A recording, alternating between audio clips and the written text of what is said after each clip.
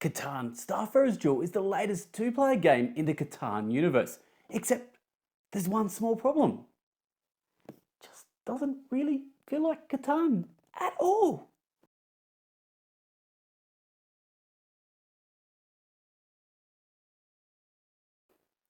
Catan truly is one of the most beloved board game franchises out there, but this just doesn't seem to fit with its brothers and sisters over here.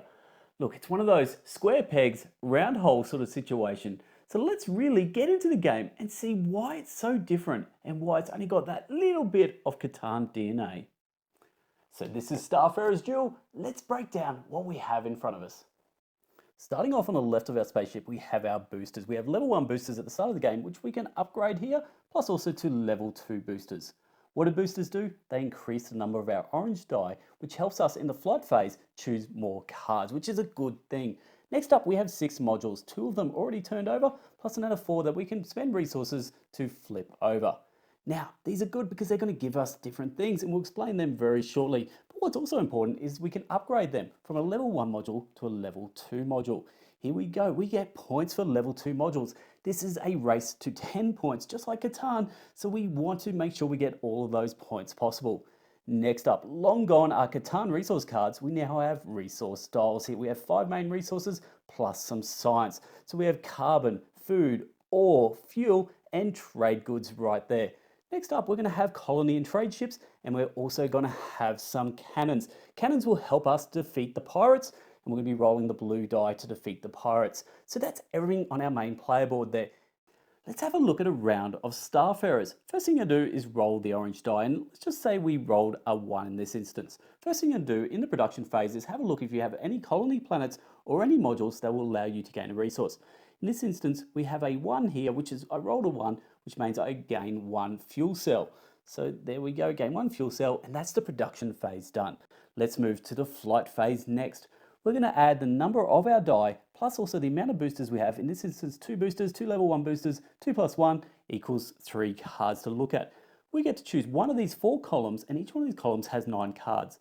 Now we get to have a look at those. The opponent will start laying out those cards for us to choose, and we're going to have 2 actions to be able to choose from. Your opponent starts laying these out. You get to have a look at each one, go, no, we'll wait for the next one. Next one, I'm happy with that. Let's spend $2 there, and we're going to gain 1 fuel cell. So that's a nice one there. You tap the card to know that's an action, remembering I've only got 2 actions at the start of the game. And remember, I can only deal out 3 cards for this round. So the third card comes out, and here we go. We have a mission planet. What's going to happen is we're going to have one of 4 planets, and this is the Mestor planet. And we actually have 3 cards laid out at any one time, and these are going to give us different missions to achieve. So in this instance, if we have 2 science and $2, we can spend those to gain a point. Now, points are important because we are in a race to 10 points. That is how you win this game. Next, we move on to the trade and build phase. Now, over the course of the game, you're going to be earning some of these trade planets right here. Now, these trade planets, plus also some of these modules, allow you to trade resources at the end. So in this instance, I could go both ways. I could either spend $3 to grab a trade good, or I could spend a trade good to gain $3. Once you've done your trade and build phase, then it's your turn finished. Goes over to the second player. You're going to rinse and repeat until you get to those 10 points. So we know it's a race to 10 victory points, and just like Catan, there's multiple ways to achieve that. Colony planets, these are worth 1 victory point each. Our modules, we have level 1 modules, but once we upgrade to level 2 modules, these are also worth 1 victory point each. Now there's only 1 of each type, so it's a mad rush between each player who's going to get that particular module. Next up, we have Hero of the People and Friend of the People victory point cards. And again, just like the original Catan, these are going to be, if you meet that condition and you continue to meet that condition, you're going to hold on to this victory point. So this victory point could swap over from player to player. But how do we get this one? This is the Hero of the People card. By defeating pirates. Now, we haven't really talked about pirates, but basically you're going to roll the blue die, and most of the time you're going to beat them. They're pretty easy. You can also get more cannons to help improve your chances. And lastly, Hero of the People cards. We're going to get that by purchasing trade planets or getting trade planets over the course of the game. Again, that's another victory point that's going to swing back and forth between players. So mad race to 10, but there's one thing we haven't talked about. That's the length of the game. It's pretty long for a Catan game. And look, this will bring me into my pros and cons. And the first con is the length of the game. I almost expect a shorter game. It's a two-player duel game, and for some reason I expected it to be shorter, but it was quite a lengthy game. Next up, these symbols on the cards here. So all these symbols look about the same size, same color. So when you're quickly glancing down your board and you're trying to count up your victory points, and victory point symbol looks like every other symbol, I would have loved if that victory point symbol was a different color so they can quickly stand out and you can identify how many points you have. And then the last one, the flight sector decks. Now what happens is it turns into a bit of a memory game. Those flight decks there, what's going to happen is you're going to identify maybe a really strong deck that maybe has lots of resources or something like that that's going to be really positive for you. And you're going to keep going back to that deck because you know it's a really strong deck. I would have loved to have seen maybe cards rotate out of there a lot quicker, maybe to force you to go down different paths.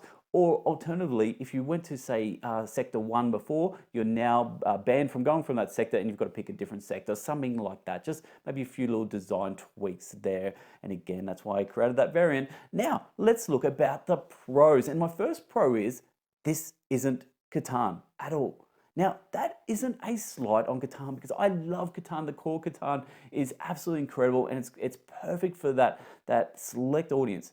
But this is so different and so left field from what I would have expected from Klaus and Benjamin that I was sort of just blown away that it just wasn't Catan. They really added in a lot of design elements. So sadly, this was Klaus's last game that he designed, did that with his son Benjamin, but they really pushed the boundaries on what this is. So my next pro is the mechanics. There's some really refreshing mechanics in here. I love those mission planets. I love the fact that you've got now ships that go out and you've got to collect those trade and colony planets. There's just so many nice little tweaks in here that I think is just a refreshing way to look at Catan. And lastly, my last pro, just those components. That ship on the board in front of you looks outstanding. The resource dials, having your boosters and your cannons. They're all just nice touches, and just component-wise, this just is like a step up. And also art-wise is a step up in the Catan universe. So they're the pros and cons. Let's go check out who I think this game's truly for. This is going to be for the more intermediate to experienced gamer. I don't want you, as a beginner, picking this up and this being your very first Catan experience. That would be unfair to you. Go and play the core game, the classic, the original. Look, Catan is such an incredible experience. If you're a beginner, make sure you pick up that game.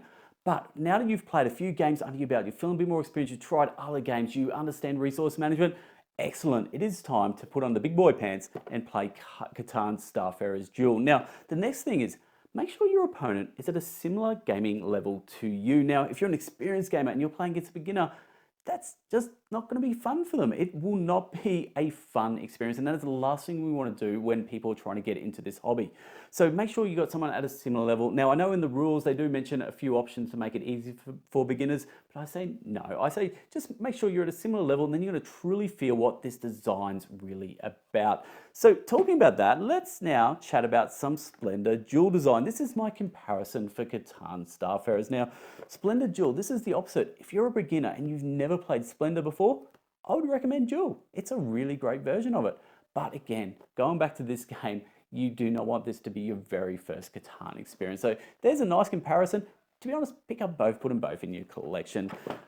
Let's chat about the hoges variant. This variant is going to add a lot more randomness. It's going to change the flight sector up, and it's going to make the game quicker. First things first, nice and easy. We're going to start off with 3 modules instead of 2. Next up, we're going to play to 9 points instead of 10, making every single decision just that little bit more stressful.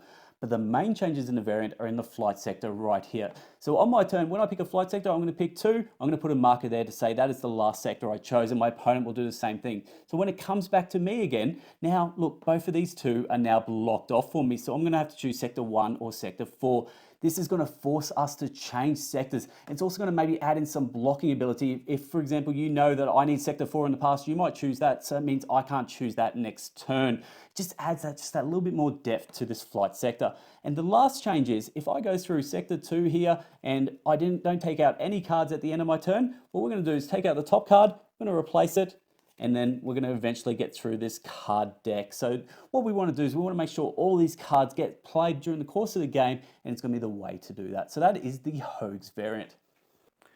So hopefully you enjoyed that video, and we're going to check out some more videos. What about the Catan Soccer expansion? Have you heard about that? That's an awesome video. And what about the Splendor Duel video? That's also a lot of fun. So check out those videos. Leave a comment below. What is your favorite Catan? I want to read that. I want to know, what is your favorite Catan? Look, I've covered so many now. Love all of them.